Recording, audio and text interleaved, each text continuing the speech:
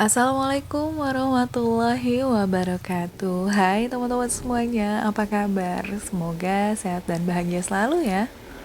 Kali ini channel Cang Mahmud pengen ngajakin nih teman-teman untuk touring ke Gunung Bromo. Tepatnya kita mau merasakan bagaimana sih suasana dan juga mengendarai sepeda motor di padang pasir yang biasanya kita lewati dengan jeep. Dan kali ini kita mau mencoba yang baru, jadi kita mau keliling-keliling naik motor nih di padang pasirnya. Perjalanan kita mulai dari Bekasi, tepatnya pukul setengah 6 pagi. Ini kita sudah di jalan, dan karena suasana di pagi hari itu sangat menyenangkan sekali ya untuk mengendarai motor juga. Anginnya masih dingin dan udaranya masih agak berasa fresh gitu lah ya, walaupun di tengah-tengah jalanan. Ini di lampu merah Bekasi Timur, kita lanjut lagi menuju ke Tambun, Cikarang, sampai ke Kerawang ya teman-teman. Alhamdulillah jalurnya juga masih lancar dan gak banyak kemacetan-kemacetan juga. Buat teman-teman juga yang berencana mau ke Gunung Bromo, ini aksesnya juga udah mudah ya teman-teman. Bisa dipandu juga pakai Google Map, menyusuri jalur Pantura. Ini nggak perlu khawatir nyasar karena sekarang banyak banget nih petunjuk-petunjuk jalan. Terus sampai kelibet. Petunjuk-petunjuk jalan yang ada menuju ke Gunung Bromonya. Kalau teman-teman bingung nih udah nemuin kota-kota besar, biasanya kan jalanannya banyak belok-belokan nih ya. Langsung aja buru-buru pasang Google Map-nya supaya nggak nyasar, dan banyak juga sebenarnya jalan-jalan alternatif yang bisa dilewati, apalagi kalau teman-teman menggunakan sepeda motor. Kali ini kita menggunakan sepeda motor Yamaha X-Max yang memang agak lebih besar ya cc-nya dari yang sebelumnya. Biasanya kita pakai Vario 160, tapi Varionya lagi istirahat dulu nih ya, dan kita mau coba juga naik X-Max ke Bromo. Dan ini kita pertama kali juga lagi test drive ya. Jadi ini abis bulan puasa baru kita touring lagi pakai motor baru. Jadi penasaran banget. Biasanya nih kita kalau naik Vario nih sahabat Pertamina banget ya. Jadi isi bensin terus. Dan kali ini naik X-Max alhamdulillah mampir di pom bensinnya tuh nggak begitu sering. Dan saya senang banget nih ya touring pakai X-Max karena pas dibawa ngebut itu kayak nggak berasa gitu. Biasanya kalau Vario nih di bawah 100 km per jam nih udah, wah saya di belakang udah pontang-panting ketakutan ya. Karena tabrakan angin tuh, anginnya tuh lumayan gitu kalau pakai Vario. Nah kalau pakai X-Max ini berasa aman gitu karena bobotnya juga lumayan berat ya teman-teman. Kalau ibarat mobil tuh Innova banget lah ya nyamannya. Ya kalau untuk menengah ke atas nih Innova banget lah kalau kenyamanannya untuk sekelas sepeda motor. Dan BBM-nya juga kita isi pakai Pertamax. Ini pertama kali dari rumah ini udah full tank tuh sekitar 100.000. Nah nanti kita lihat mau isi bensinnya di daerah mana kira-kira ya. 100.000 dari Bekasi sampai ke daerah Jawa Tengah nih kayaknya. Ini kita udah sampai di Cikarang juga, dan jalanannya juga alhamdulillah lancar. Untuk teman-teman ini masih dalam suasana libur lebaran ya, jadi banyak banget nih ya kendaraan-kendaraan roda 4 kayak gini yang mengangkut saudara nih kayaknya. Jadi dalam satu mobil itu banyak sekali, ada anak-anak, ada ibu-ibu, dipakai terpal gitu untuk lebaran mungkin ke rumah sanak saudara ya menggunakan mobil bak. Ini banyak banget nih yang kita temui sepanjang jalan. Jadi memang sudah tradisi dari teman-teman yang merayakan Hari Raya Idul Fitri seperti ini.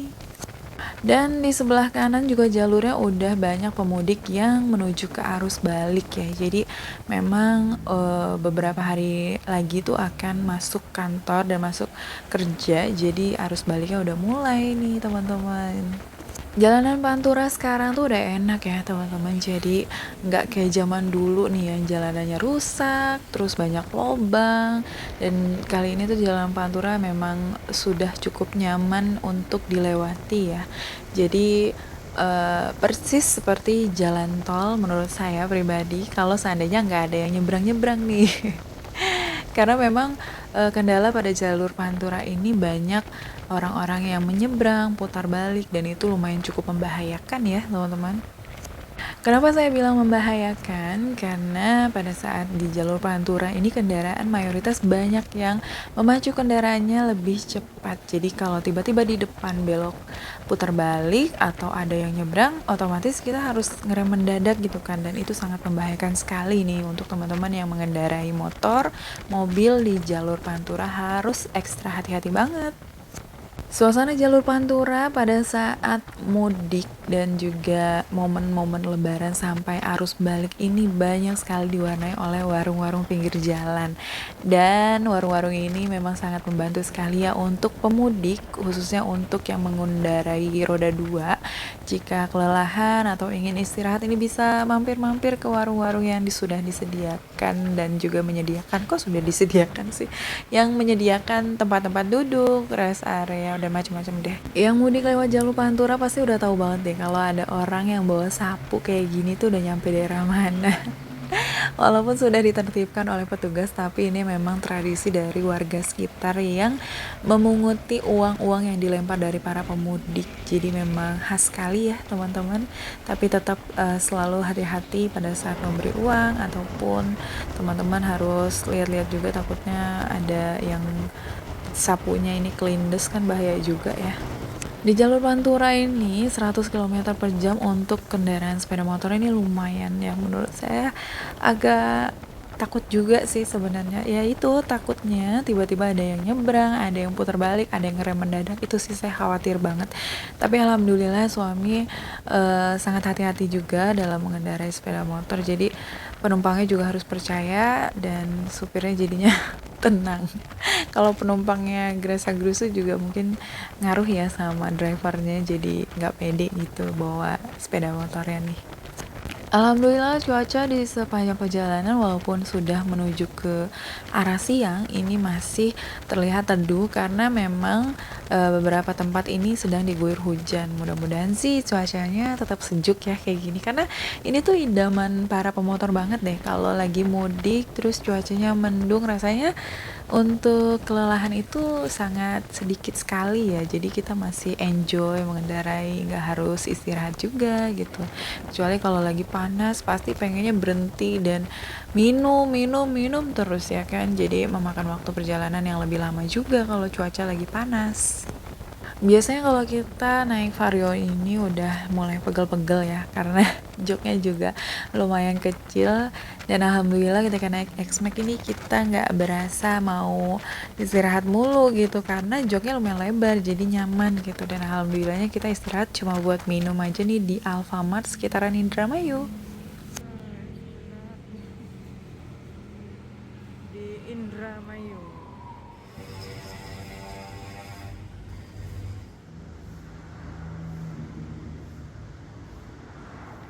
Selesai istirahat, lanjut lagi mumpung masih adem, jadi semangat gitu biar cepet-cepet sampai tujuan ya teman-teman.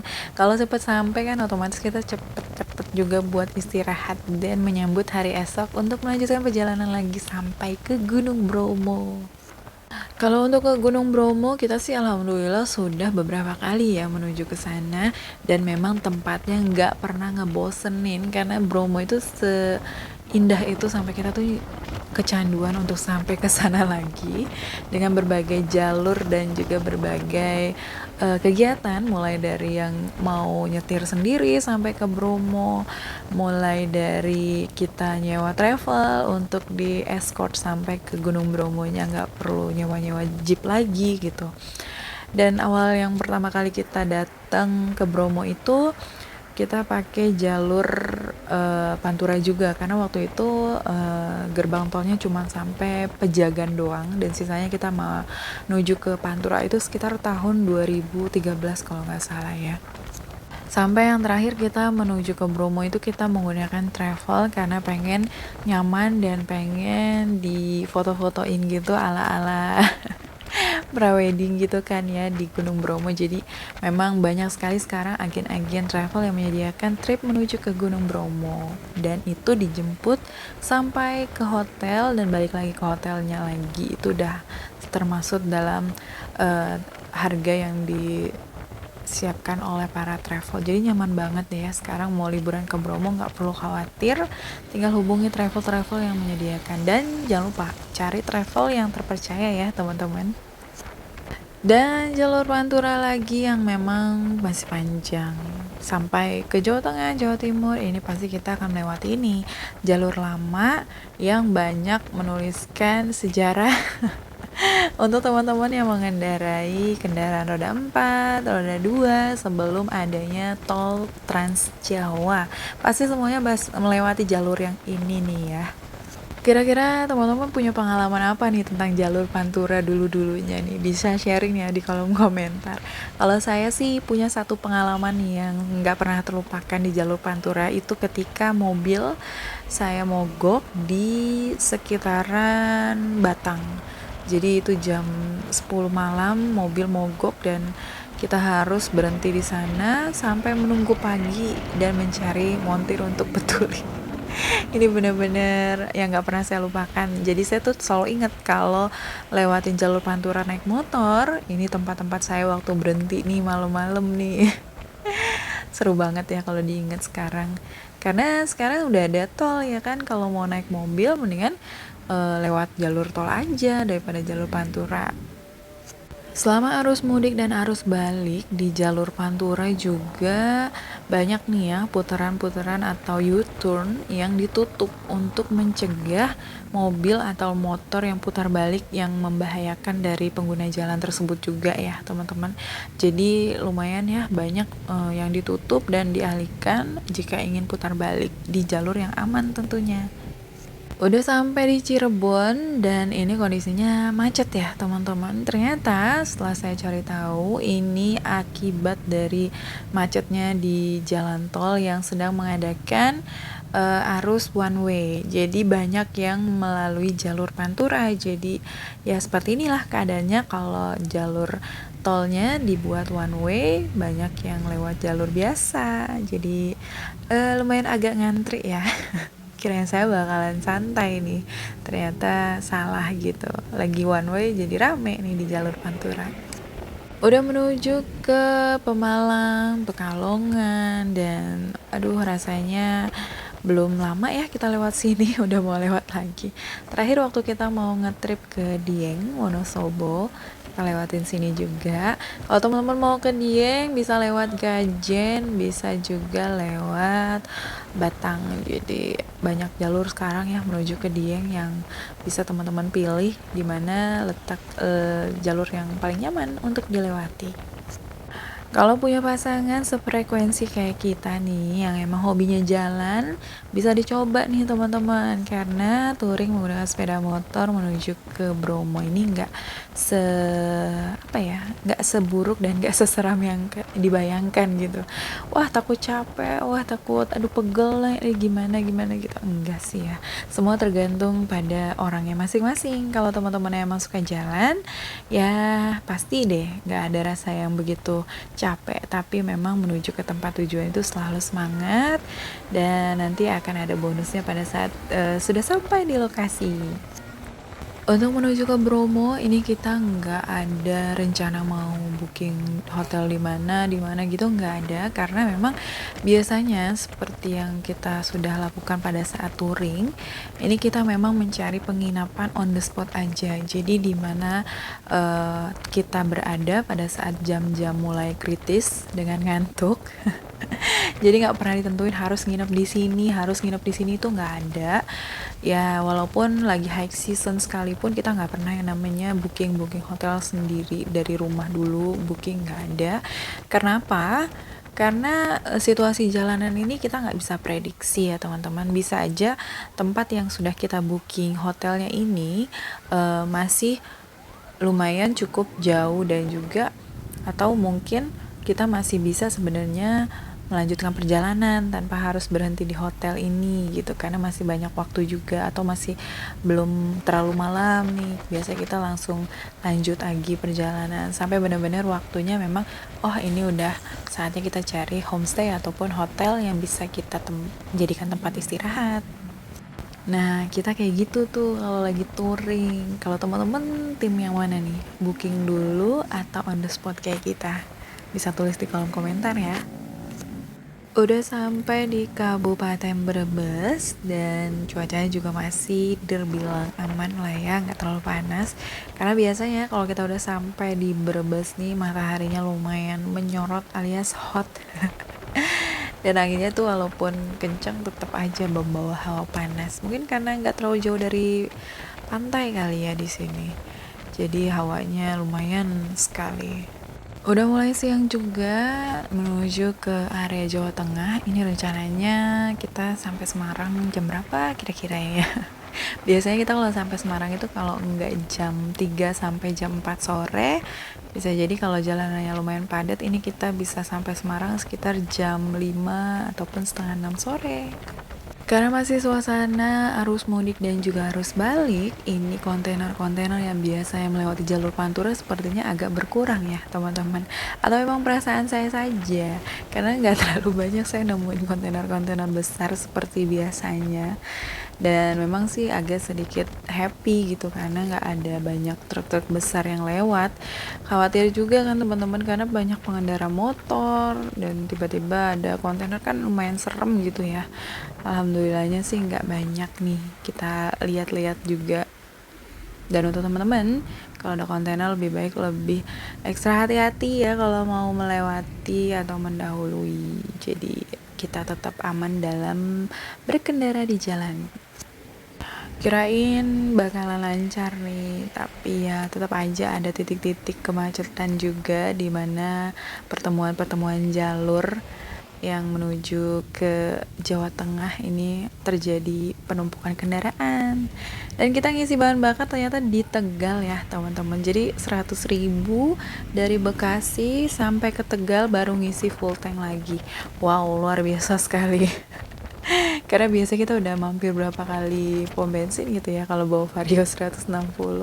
Karena memang tangkinya nggak terlalu besar. Kalau X-Max lumayan cukup besar, jadi nggak sahabat Pertamina banget dong kalau bawa X-Max ya kan.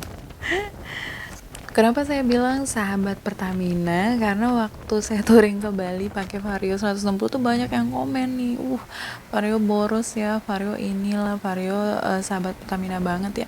Sebenarnya sih balik lagi ya sama pemakaian motornya sendiri, kecepatannya sendiri, terus cc-nya juga seperti apa. Jadi belum bisa menyimpulkan kalau bahan bakar segini tuh termasuk boros, menggunakan sepeda motor ini tuh termasuk boros juga gitu. Ya sebenarnya boros itu ya memang balik lagi ke pemakaian kendaraannya sendiri sih kalau menurut saya dan suami ya. Jadi memang satu kendaraan tuh sudah disetting bahan bakarnya tuh untuk 1 kilometer ini sebanyak sekian liter, dan juga kalau jaraknya menempuh sekian ratus kilometer ini yang pasti ngisi bahan bakarnya seperti ini dengan kecepatan yang rata-rata 100 km per jam, yang pasti minum banget dong ya pertalit atau pertama ya. Jadi itu masalah pribadi dan pilihan masing-masing setiap orang, nggak bisa kita pukul ratakan dengan kendaraan yang lain karena beda jenis motor, beda juga jenis pemakaian bahan bakarnya tentunya, menurut saya dan suami ya tentunya. Jadi mohon maaf kalau ada salah-salah. Udah siang dan kita belum ada rencana mau makan siang karena masih di jalur Pekalongan, belum ada tempat makan yang kita serg nih ya buat berhenti. Jadi lanjut aja lah ya karena lagi enjoy gitu di motor sampai lupa kalau udah mau jam makan siang. Tapi alhamdulillahnya sih nggak begitu lapar. Kalau udah lapar pasti yang di belakang udah rewel minta berhenti, ayo cepetan berhenti cari tempat makan. Alhamdulillahnya yang di belakang enjoy, jadi nggak buru-buru ngajakin makan. Teman-teman kalau melewati Tegal ini ada 2 jalur yang bisa teman-teman lewati ya. Ada yang lewat jalur kota, ada yang lewat jalur baru. Itu jalannya bagus banget dan recommended sih buat teman-teman yang nggak mau macet lewat perkotaan ya. Untuk menuju ke Bromo ini menurut pribadi sendiri sih memang ditempuh dalam 2 hari perjalanan ya teman-teman. Jadi seharinya sampai ke daerah Jawa Tengah ataupun pinggiran Jawa Timur, baru setengah harinya menuju ke Bromonya sampai puas keliling-keliling, terus seharinya lagi buat pulang. Dan pulang pun itu ya makan waktu 1-2 hari karena nggak bisa lanjut perjalanan juga harus nginep juga semalam. Karena kalau di forsir juga bahaya juga ya, kita juga harus butuh tidur yang paling penting banget. Jangan sampai kita memaksakan untuk tancap gas, dan walaupun dan keadaan ngantuk itu nggak bagus banget sih. Kalau bisa memang tidur, walaupun tidurnya nggak begitu lama, tapi yang usahakan bisa tidur lah ya, nyaman, dan besoknya lebih fresh lagi ya. Walaupun namanya di perjalanan pasti ada rasa lelah, capek, tapi yang namanya tidur itu menurut saya sangat sangat penting, nggak bisa dilewatkan. Jadi harus tidur dimanapun, sudah 24 jam, jangan sampai kita kurang tidur karena nanti berbahaya di jalan. Oke teman-teman, ini part satunya udah kita akhiri sampai sini dulu. Lanjut di part 2 karena lumayan agak panjang nih videonya. Semoga informasi yang sudah kita berikan ini bermanfaat ya buat teman-teman. Kalau ada yang mau ditanyakan, bisa tulis di kolom komentar. Insya Allah kita akan balas satu persatu komentar dari teman-teman semuanya. Terima kasih juga yang sudah mengklik video ini, menonton dari awal hingga akhir. Mohon maaf apabila ada kesalahan-kesalahan dalam informasi yang sudah kami berikan. Jangan lupa untuk nonton part 2-nya supaya ceritanya lebih nyambung. Aduh, cerita apaan sih ya? Ya, keseruan naik motor bersama pasangan yang sefrekuensi kayak kita gini, insya Allah bisa menginspirasi teman-teman juga yang mau ngadain touring bersama pasangannya. Terima kasih dan sampai ketemu di part 2. Assalamualaikum.